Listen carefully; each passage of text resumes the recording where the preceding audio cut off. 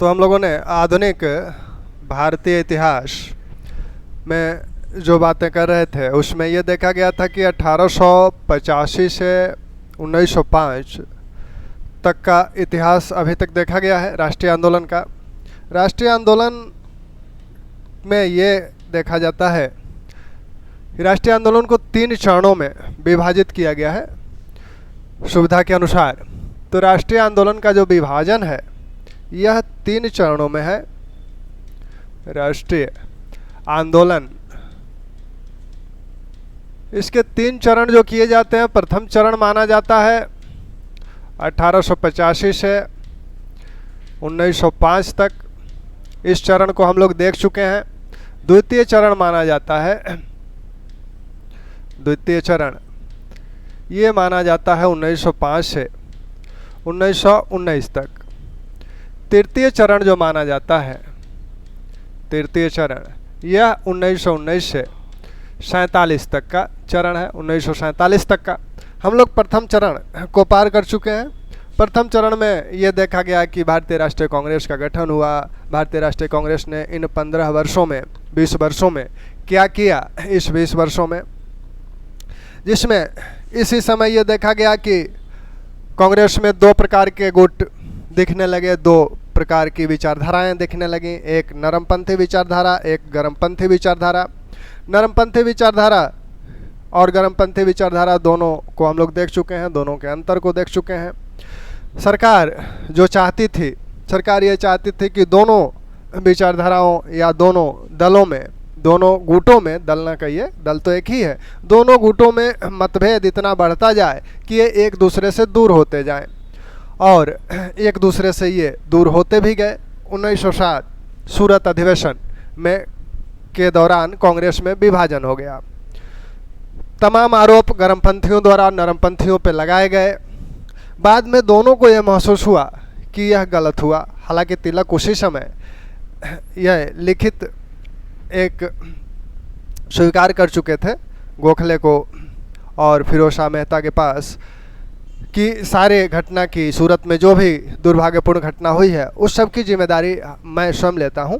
फिर भी मेहता के हठधर्मिता से गर्मपंथियों को कांग्रेस में नहीं रखा गया और 1908 में इलाहाबाद में जो कांग्रेस की एक बैठक हुई और इसमें यह तय हुआ कि गर्मपंथियों को कांग्रेस से बाहर निकाल दिया जाए। तो गर्मपंथियों को कांग्रेस से बाहर का रास्ता दिखा दिया गया। इसके बाद कांग्रेस पुनः वही वार्षिक सम्मेलनों के आधार पर ही राष्ट्रीय आंदोलन को चलाने लगी, यानी वर्ष वर्ष सक्रियता नहीं रही। गर्मपंथियों के आने से जो कांग्रेस में सक्रियता आई थी या बंगाल विभाजन जैसे मुद्दे को इन लोगों ने स्वदेशी आंदोलन का जो रूप दिया था, वह जो सक्रियता थी वह अब समाप्त हो गई। गर्मपंथी कांग्रेस से बाहर चले गए। हालांकि नरमपंथियों को यह एहसास हो गया था, जैसे कि नौरोजी ने 1906 में दिनशा बाचा को जो पत्र लिखा था उसमें यह स्पष्ट रूप से कहा था कि युवाओं में कांग्रेस के प्रति जो असंतोष उत्पन्न हुआ है वह कांग्रेस की अब तक की सबसे बड़ी उपलब्धि है। नौरोजी ने दिनशा बाचा को जो पत्र लिखा था उसमें यह स्वीकार किया था कि युवाओं में जो असंतोष उत्पन्न हुआ है कांग्रेस के प्रति, वह कांग्रेस की अब तक की सबसे बड़ी उपलब्धि है। वो आगे फिर कहते हैं कि क्रांति होगी, होनी भी चाहिए। अब क्रांति कैसी होगी, हिंसक होगी, अहिंसक होगी, यह सरकार की कार्रवाइयों पर निर्भर करता है। सरकार अगर दमनात्मक रुख अपनाएगी तो क्रांति हिंसक हो सकती है। ऐसे ही गोखले ने 1907 में कहा था कि हम लोग अभी इस दौर में हैं जहां हमारी असफलताएं अधिक होनी है, उपलब्धियां कम होनी है और असफलताएं अधिक होनी है। अगली पीढ़ी, यानी यह जो गर्मपंथियों की ओर इशारा कर रहे हैं कि अगली पीढ़ी अब की सफलताएं अधिक होंगी। हमारी जो जिम्मेदारी थी हमने उस जिम्मेदारी को अपने असफलताओं के माध्यम से निभाया। असफलताओं के माध्यम से हमने अपनी जिम्मेदारी को निभाया। लेकिन यह जो नई पीढ़ी है, अगली पीढ़ी है, यह अपनी जिम्मेदारी अपनी सफलताओं के माध्यम से निभाएगी। लेकिन यह भी स्पष्ट है कि इनकी सफलताएं इन असफलताओं के आधार पर ही तैयार हुई हैं, यानी जो नींव तैयार की गई है इनकी सफलताओं की, वह ये हमारी असफलताएं ही हैं।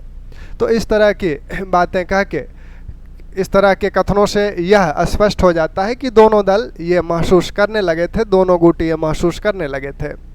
लेकिन इसी समय आप देखते हैं कि 1908 तक गर्मपंथी जितने नेता हैं, वो तिलक हों, अरविंद घोष हों, या आपको बिपिन चंद्र पाल हो, लाला लाजपत राय हो, सभी सक्रिय राजनीति से ओझल हो गए। ओझल होने का कारण ये था कि सबको लगभग सजाएं मिल गई। जैसे लाला लाजपत राय को मांडले, लाला लाजपत राय, बिपिन चंद्र पाल को मांडले जेल भेज दिया गया। आरोप न सिद्ध होने के कारण लाला लाजपत राय को छोड़ दिया गया, लेकिन फिर वो इंग्लैंड चले गए, इंग्लैंड से लौटे, फिर अमेरिका चले गए। तो इस प्रकार वह सक्रिय राजनीति में कुछ दिनों के लिए नहीं रहे। तिलक 1908 में तिलक को 6 वर्ष की सज़ा हुई। 1908 से 1914 तक तिलक जेल में रहे।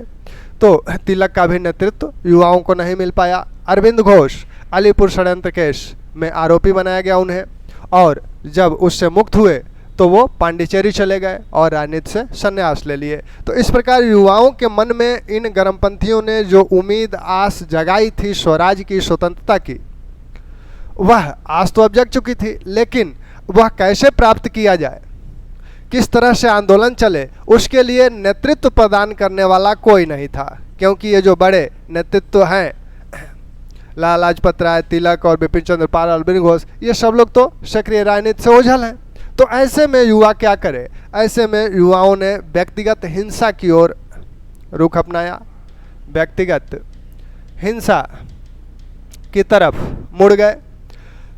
तो एक तो व्यक्तिगत हिंसा की तरफ मुड़ गए, यानी हम लोग जो बात करना चाह रहे हैं वह प्रथम चरण के क्रांतिकारी आंदोलन की बात करना चाह रहे हैं। प्रथम चरण के जो क्रांतिकारी आंदोलन है, यह इसी समय शुरू होते हैं। प्रथम चरण के क्रांतिकारी आंदोलन इसी समय शुरू होते हैं। और हमने शुरू में जब राष्ट्रीय आंदोलन की बात की थी तो उसमें कहा था कि राष्ट्रीय आंदोलन की ये जो धारा है, इस राष्ट्रीय आंदोलन को नेतृत्व कौन प्रदान कर रहा है? भारतीय राष्ट्रीय कांग्रेस प्रदान कर रही है। मुख्य रूप से भारतीय राष्ट्रीय कांग्रेस इसे नेतृत्व प्रदान कर रही है। लेकिन कभी कभी ऐसा होता था कि भारतीय राष्ट्रीय कांग्रेस जो आंदोलन चलाती थी, आंदोलन, क्योंकि राष्ट्रीय आंदोलन की जो रणनीति थी, संघर्ष विराम संघर्ष की रणनीति थी, तो वो कभी संघर्ष करती थी, फिर जब विराम का समय होता था, ऐसे में कुछ अन्य संगठन इस राष्ट्रीय आंदोलन को सक्रिय करने की भूमिका निभाते थे। ऐसी ही एक भूमिका आपके क्रांतिकारी निभा रहे हैं। और ये प्रथम चरण के क्रांतिकारी जब 1907 में सूरत अधिवेशन में कांग्रेस का विभाजन हो गया और कांग्रेस यहाँ थोड़ी सी शिथिल हो गई, तब ये आते हैं प्रथम चरण के क्रांतिकारी आंदोलन और राष्ट्रीय आंदोलन को गति प्रदान करते हैं। वैसे ही जब असहयोग आंदोलन के पश्चात थोड़ी सी निष्क्रियता आएगी राजनीति में, तब द्वितीय चरण के क्रांतिकारी आंदोलन आएंगे, क्रांतिकारी आंदोलन होंगे और इसको राष्ट्रीय आंदोलन को और गतिशील बनाएंगे। तो यह जो प्रथम चरण के क्रांतिकारी आंदोलन है, यह शुरू होते हैं आपके स्वदेशी आंदोलन के बाद से। उसी दौरान एक तो कारण इस आंदोलन के शुरू होने का यह है कि जो आस युवाओं में जगाई गई है और नेतृत्व तो नहीं मिल रहा है, तो ये स्वयं नेतृत्व करने लगे, अपने संगठन बनाने लगे। दूसरा कारण अंतर्राष्ट्रीय कारण है। अंतर्राष्ट्रीय कुछ ऐसी घटनाएं हुई जिनसे भारतीय युवा प्रभावित हुआ। जैसे इथोपिया ने जब इटली को पराजित किया 1896 में, जब 1905 में जापान ने रसिया को पराजित किया, तब यह स्पष्ट हो गया कि अफ्रीकी और एशियाई देश यूरोपियन देशों को पराजित कर सकते हैं। यह जो पहले कहा जाता था कि अफ्रीकी और एशियाई देश यूरोपियन देशों को पराजित नहीं कर सकते, यह भ्रम इससे टूट गया। तो भारतीय युवा भी यह समझने लगा कि हम लोग भी ब्रिटेन को पराजित कर सकते हैं। जब छोटा सा एशियाई देश जापान एक भीमकाय रूस को पराजित कर सकता है, तो हम लोग ब्रिटेन को क्यों नहीं पराजित कर सकते हैं। फिर आपने देखा था कर्जन का जो काल था, बहुत ही किस तरह का काल था वो। इस काल में अनेक अधिनियम पारित किए गए, अनेक आयोग बनाए गए, जिससे कि भारतीयों के विरोध में ये सारे अधिनियम थे। तो इससे एक उग्र विचारधारा पनपी और यह उग्र विचारधारा आगे चलकर हिंसक हो गई। जब तक गर्मपंथी नेता थे इस उग्र विचारधारा को हिंसक बनाने से रोके रहे, लेकिन जब वो नेतृत्व तो नहीं रहा तब यह विचारधारा हिंसक प्रवृत्ति अपना ली। प्रथम चरण के क्रांतिकारी आंदोलन जहाँ जहाँ शुरू हुए, मुख्य केंद्र इनके महाराष्ट्र हैं, बंगाल हैं, पश्चिमी उत्तर प्रदेश, उत्तराखंड, पंजाब, दिल्ली वाला क्षेत्र है। यहीं 3 प्रमुख क्षेत्र हैं। हालांकि मध्य प्रदेश, बिहार, पूर्वी उत्तर प्रदेश में भी ये देखे जाते हैं, लेकिन प्रमुख जो क्षेत्र हैं वो है महाराष्ट्र, बंगाल और आपका पश्चिमी उत्तर प्रदेश, पंजाब, दिल्ली वाला क्षेत्र। शुरुआत महाराष्ट्र से होती है, तो हम लोग आए महाराष्ट्र की तरफ। महाराष्ट्र में यह जो आंदोलन शुरू होता है, पहली घटना 1897 में रैंड एंड आयरस्ट की जो हत्या की गई थी उसे पहली क्रांतिकारी हिंसा मानी जाती है। और यह हिंसा किसने माना था?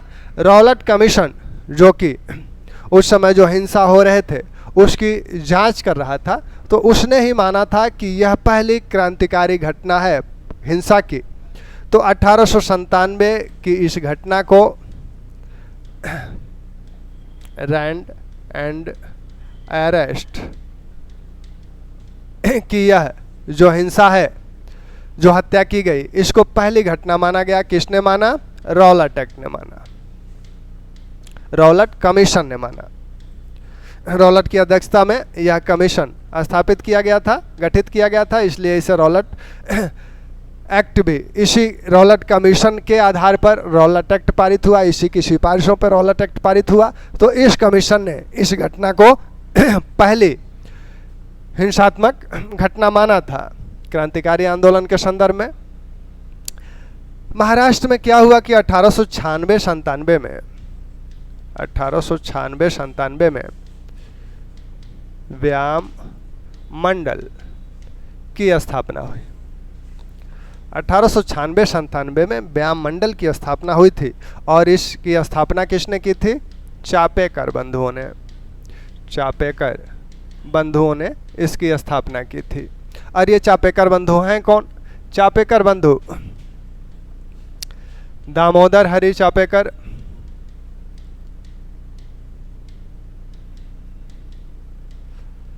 बालकृष्ण चापेकर,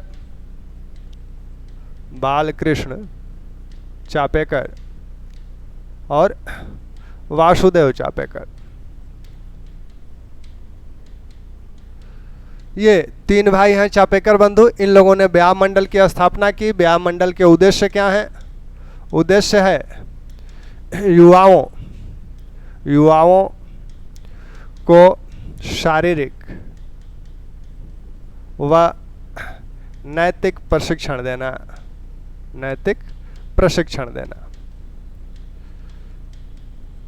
तो शारीरिक एवं नैतिक प्रशिक्षण, शारीरिक प्रशिक्षण किस माध्यम से दिया जाता है? यहाँ जो है घुड़सवारी सिखाई जाती थी, तैराकी सिखाई जाती थी, कुश्ती कराई जाती थी। तो इन सब माध्यमों से युवाओं को एक तरह से प्रशिक्षित किया जाता था ब्रिटिश सरकार से लड़ने के लिए तैयार करने हेतु। चापेकर बंधुओं को आप पहले भी देख चुके हैं। 1895 जब पूना अधिवेशन याद कीजिए, इस अधिवेशन में तिलक ने जो कांग्रेस के पंडाल से सामाजिक धार्मिक सुधार आंदोलन किए जा रहे, सामाजिक धार्मिक सुधार सम्मेलन जो किए जा रहे थे, उसका विरोध किया था। और इन चापेकर बंधुओं ने तिलक का पक्ष लेते हुए यह कहा था कि आइंदा से अगर सामाजिक धार्मिक सुधार सम्मेलन इस पंडाल से, कांग्रेस के पंडाल से होंगे तो पंडाल में आग लगा दिया जाएगा। तो इस तरह की विचारधारा, इस तरह के वक्तव्यों का ये प्रयोग करते थे। तो उग्र विचारधारा के लोग हैं। 1896-97 में पूना में प्लेग फैला था। 1896-97 में पूना में प्लेग फैला है। पूना में इसकी स्थापना हुई थी। और उस प्लेग में क्या था कि जो ब्रिटिश अधिकारी थे वो प्लेग की जांच के बहाने लोगों के घरों में प्रवेश करते थे और उनके साथ दुर्व्यवहार करते थे। इसके लिए 2 अधिकारी बहुत कुख्यात थे। एक आपके रैंड जो पूना के प्लेग कमिश्नर थे, और उनके सहयोगी लेफ्टिनेंट आयरेस्ट। तो ये दोनों बहुत ही कुख्यात थे, इसके लिए बड़े बदनाम थे, इसलिए चापेकर बंधुओं ने उनकी हत्या की योजना बनाई। इस समय पूना में प्लेग फैला था। प्लेग फैला था। ब्रिटिश अधिकारी प्लेग की जांच के बहाने लोगों के घरों में जाकर दुर्व्यवहार करते थे।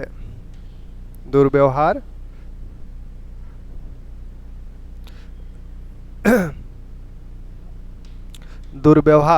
करते थे।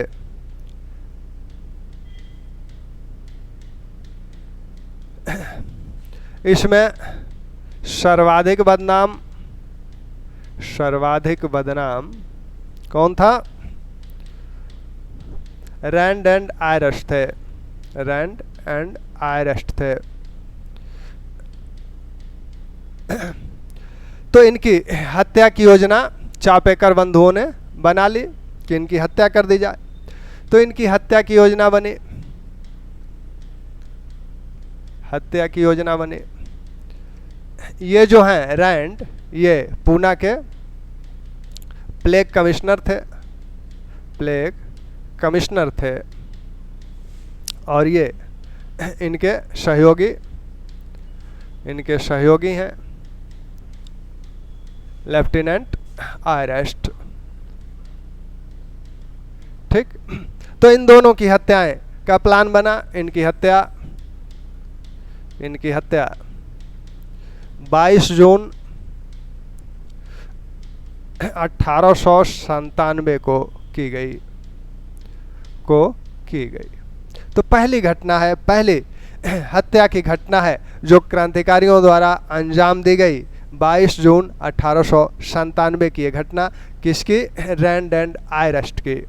रैंड एंड आयरेस्ट की इस हत्या को पहली हिंसा हत्या माना गया था, क्रांतिकारी हत्या। वह रॉलेट एक्ट द्वारा माना गया था। अब इस हत्या के जुर्म में क्या हुआ? इस हत्या के जुर्म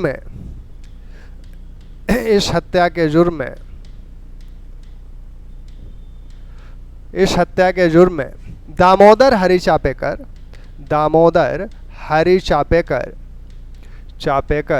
को 18 अप्रैल 1898 को फांसी दे दी गई। तो इन्हें फांसी दे दी गई, दामोदर हरि चापेकर को। अब फांसी देने के लिए ये चापेकर बंधुओं की गिरफ्तारी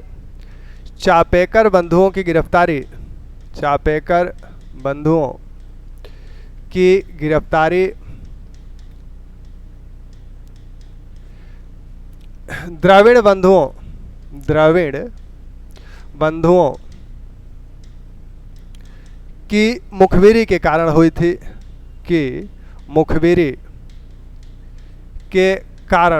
इन लोगों ने मुखबिरी की थी, द्रविड़ बंधुओं ने।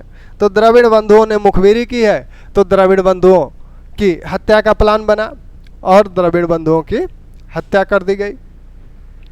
द्रविड़ बंधुओं की जो हत्या हुई, तो इसके बाद फिर सरकार ने धरपकड़ शुरू किया, छापे मारे गए और ब्याम मंडल के अनेक सदस्य गिरफ्तार किए गए, जिसमें आपके दोनों चापेकर बंधु हैं, बालकृष्ण चापेकर और वासुदेव चापेकर, और साथ में आपके विनायक रानाडे।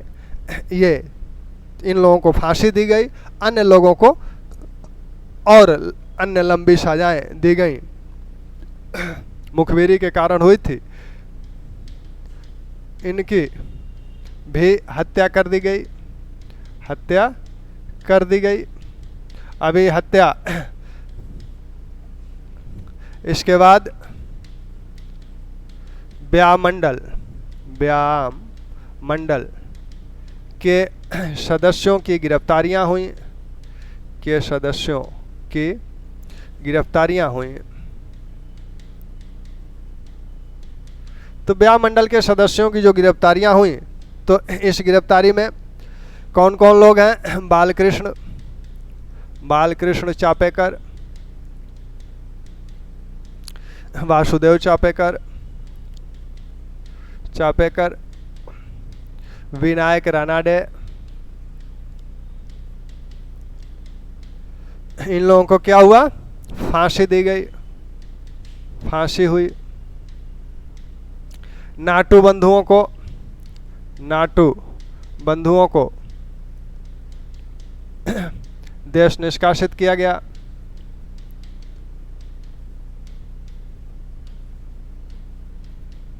ठीक, तो इस प्रकार नाटू बंधुओं को देश निष्कासित कर दिया गया। तो ये तो महाराष्ट्र की पहली घटना है, एक संस्था ब्याह मंडल द्वारा की गई थी। दूसरी जो संस्था है वो आपकी नासिक में एक संस्था का गठन हुआ जिसे मित्र मेला बोला जाता है। नासिक में मित्र मेला का गठन हुआ। मित्र मेला माना जाता है कि 1899 में इसका गठन हुआ था और इसके जो संगठनकर्ता थे वो आपके सावरकर बंधु हैं। ब्याह मंडल के संगठनकर्ता या गठनकर्ता कौन है? चापेकर बंधु हैं। और यहाँ इसके गठनकर्ता संगठनकर्ता आपके सावरकर बंधु हैं। सावरकर बंधु जो हैं ये भी 3 भाई हैं सावरकर बंधुओं में। तो सावरकर बंधु जो हैं इसमें आपके एक तो विनायक दामोदर सावरकर, जिन्हें आप जानते ही हैं, विनायक दामोदर वीडी सावरकर, दामोदर सावरकर। दूसरे आपके जो हैं वो गणेश दामोदर सावरकर।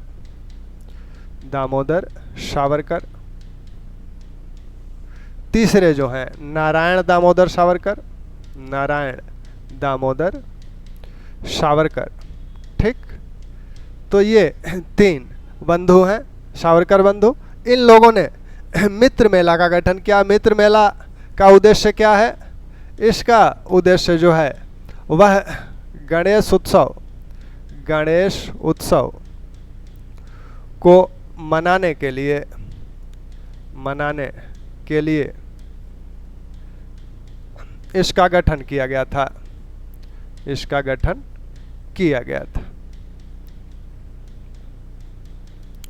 फिर आगे चलकर इसी से 1904 में अभिनव भारत का गठन किया गया। अभिनव भारत का गठन हुआ। तो यह एक क्रांतिकारी गुप्त संगठन है अभिनव भारत। इस अभिनव भारत का गठन 1904 में हुआ और इसी समय 1906 में क्या हुआ? 1906 में वीडी सावरकर लंदन चले गए। जब वीडी सावरकर लंदन चले गए तब इस संगठन का कार्यभार गणेश सावरकर और नारायण दामोदर सावरकर ये लोग देखने लगे। यहाँ जब इसको ये लोग देखने लगे तब इसमें आपने देखा था ये जो सावरकर बंधु चापेकर बंधु हैं। चापेकर बंधु कौन कौन थे? चापेकर बंधुओं में दामोदर हरि चापेकर और आपके बालकृष्ण चापेकर, वासुदेव चापेकर। और यहाँ कौन कौन है? यहाँ जो है यहाँ आपके विनायक दामोदर चापेकर और विनायक दामोदर सावरकर, गणेश दामोदर सावरकर और नारायण दामोदर सावरकर। यहाँ विनायक दामोदर सावरकर जब लंदन चले गए तब गणेश दामोदर सावरकर और नारायण दामोदर सावरकर नेतृत्व करने लगे अभिनव भारत का।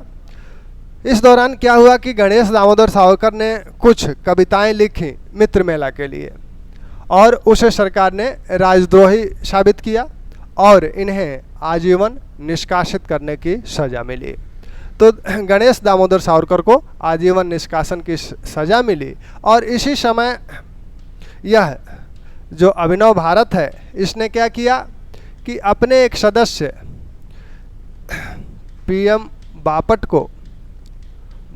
को पेरिस बम बनाना सीखने के लिए भेजा। बम बनाना सीखने के लिए भेजा, सीखने हेतु भेजा। ये बापट जब गए पेरिस, तो बापट ने पेरिस जब गए तो यहाँ इनसे मिले कौन? इनसे मिले आपके मिर्ज़ा अब्बास और कानूनगो, हेमचंद कानूनगो। तो मिर्ज़ा अब्बास और हेमचंद कानूनगो की सहायता से इन्होंने, अब्बास और हेमचंद कानूनगो की सहायता से ये बम बनाना सीखे। बम बनाने का फार्मूला इन्हें मिला। इन लोगों को भी जो बम बनाने का फार्मूला मिला था वो एक रूसी अराजकतावादी से मिला था जो पेरिस में रहता था। तो उसकी इन घटनाओं की चर्चा पेरिस में जब हम लोग चलेंगे तो उसको करेंगे डिटेल में। तो यहाँ मिर्ज़ा अब्बास और हेमचंद कानूनगो की सहायता से बापट को बम बनाने का फार्मूला मिल गया, वो लेकर आए और यहाँ महाराष्ट्र में विभिन्न जगह, पूना में, नासिक में कई जगह बम बनाने का कार्य शुरू हुआ।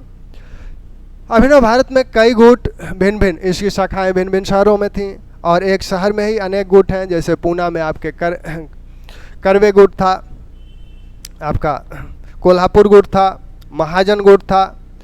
वैसे ही आपका जो नासिक है यहाँ करवे गुट था।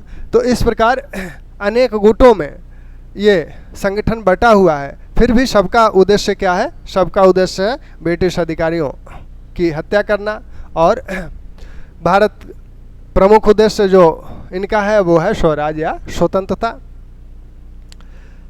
तो यह जब घटना हुई कि इन्हें आजीवन निष्कासन की सज़ा मिली, तब नासिक के जो जिला मजिस्ट्रेट से जैक्सन, उनकी हत्या की योजना नासिक के करवे गुट ने बनाई। तो जिला जो मजिस्ट्रेट है नासिक के जिला मजिस्ट्रेट, नासिक के जिला मजिस्ट्रेट जैक्सन की हत्या की योजना बनी। अब यह हत्या किसको करनी थी? यह लक्ष्मण कन्हारे द्वारा यह हत्या की गई। जैक्सन की हत्या किसके द्वारा की गई? लक्ष्मण अनंत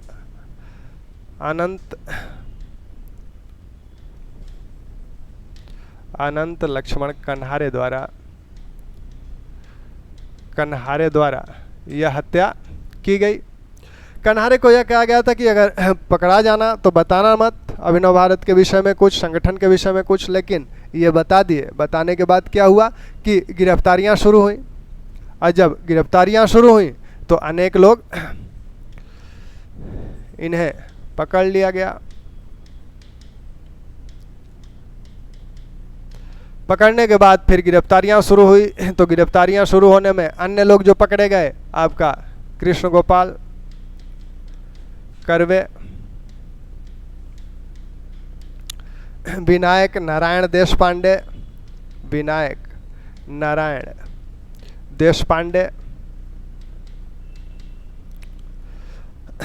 ये भी पकड़े गए। तो इन 3 लोगों को यहाँ फांसी की सजा हुई। अनंत लक्ष्मण कन्हारे, कृष्ण गोपाल करवे और विनायक नारायण देशपांडे।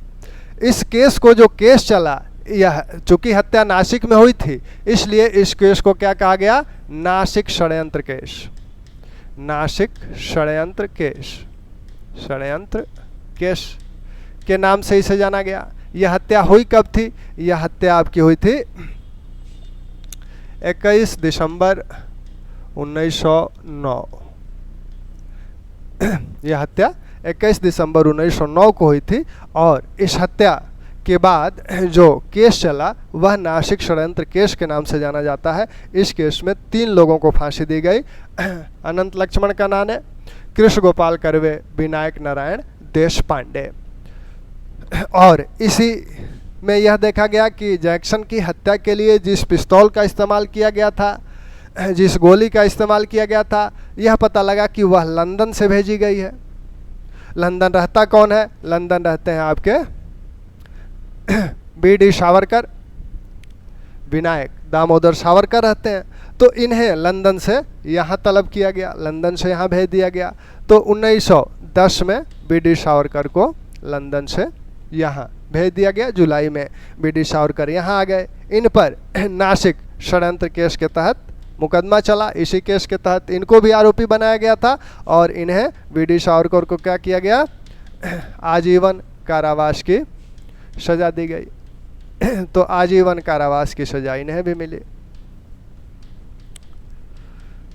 ठीक, तो आजीवन कारावास की सजा इन्हें भी मिली। जो छोटे भाई, तीसरे भाई हैं आपके नारायण सावरकर, वो छोटे थे, उन्हें थोड़ी सी कम सजा मिली। तो इस प्रकार महाराष्ट्र का आंदोलन बी.डी. सावरकर के आजीवन कारावास और इन लोगों के फांसी के पश्चात एक तरह से इसकी कमर टूट गई और यह बिखर गया। तो ये महाराष्ट्र के क्रांतिकारी आंदोलन थे। इसके बाद जो दूसरा केंद्र है, दूसरा केंद्र आपका है वो बंगाल है। तो दूसरे केंद्र पे आया जाए तो दूसरा केंद्र बंगाल है। बंगाल में क्रांतिकारी आंदोलन को शुरू करने का जो श्रेय है, सबसे पहला संगठन है भद्रलोक समाज। भद्रलोक समाज यह इनका पितृ संगठन माना जाता है बंगाल में क्रांतिकारियों का। इसके बाद जो संगठन बना उसका नाम है अनुशीलन समिति। तो अनुशीलन समिति आप किताबों में देखते होंगे। अनुशीलन समिति का जो गठन वर्ष दिया गया है वो 1907 दिया गया है। मुख्यतः यह अनुशीलन समिति की जो स्थापना है वो 1903 में ही हो गई थी, लेकिन यह अपने क्रांतिकारी स्वरूप में 1907 में आई। 1903 में अनुशीलन समिति का गठन हो गया था। प्रमथ नाथ मित्र इसके अध्यक्ष बने थे। कलकत्ता में यह थी। इसके अध्यक्ष प्रमथ नाथ मित्र बने थे। इसके उपाध्यक्षों में चित्तरंजन दास थे, अरविंद घोष थे। तो प्रारंभ में इसके अध्यक्ष कौन है? इसके अध्यक्ष हैं प्रमथनाथ मित्र। उपाध्यक्षों में चित्तरंजन दास, अरविंद घोष हैं। कोषाध्यक्ष इसके आपके सुरेंद्र नाथ ठाकुर हैं। और कार्यकारिणी की एक सदस्य थी, कार्यकारिणी सदस्य सिस्टर निवेदिता। ये विवेकानंद की शिष्या हैं। अनुशीलन समिति का जो उद्देश्य है वही उद्देश्य है जैसा कि आपने जो व्याम मंडल में देखा। व्याम मंडल के जैसा ही इसका भी उद्देश्य है। इसका भी उद्देश्य है क्या? युवाओं को शारीरिक और नैतिक रूप से प्रशिक्षित करना। शारीरिक व नैतिक रूप से प्रशिक्षित करना। इसके जो सदस्यता दी जाती थी, उस सदस्यता के दौरान जो कर्मकांड किए जाते थे उसका भी उल्लेख मिलता है कि प्रमथनाथ जब किसी को सदस्य बनाते थे तो पहले उसे एक कमरे में ले जाते थे और छांदोग्य उपनिषद से कुछ वैदिक मंत्र पढ़ते थे और फिर उन्हें सदस्यता दी जाती थी। तो ये आपके इनका प्रमुख कार्य ये है। अब युवाओं को प्रशिक्षित करने के लिए एक व्यक्ति इसमें जुड़ते हैं, उनका नाम है वीरेंद्र कुमार घोष। वीरेंद्र कुमार घोष इसमें जुड़ते हैं। अन्य युवा भी इसके साथ जुड़ते हैं, जैसे अविनाश चट्टोपाध्याय, आपके जो उल्लासकर दत्त, गणेश दाउस्कर, तो इस तरह से इसमें भूपेंद्र नाथ दत्त, इस तरह से लोग भी इसमें जुड़ते हैं। तो आपके भूपेंद्र नाथ दत्त, उल्लासकर दत्त, उल्लासकर दत्त,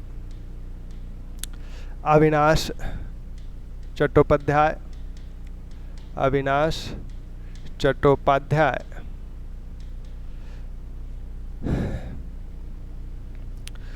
ये जो लोग हैं,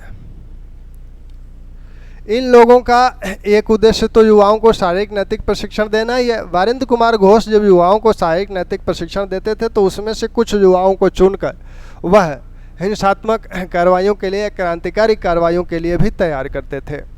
वीरेंद्र कुमार घोष का जो वीरेंद्र कुमार, सॉरी वीरेंद्र नहीं है, ये वीरेंद्र कुमार घोष है, वीरेंद्र कुमार घोष। तो वीरेंद्र कुमार घोष का जो प्रमुख उद्देश्य है वो है अस्त्र शस्त्र इकट्ठा करना और ब्रिटिश अधिकारियों की हत्या करके ब्रिटिश शासन को पंगु बना देना।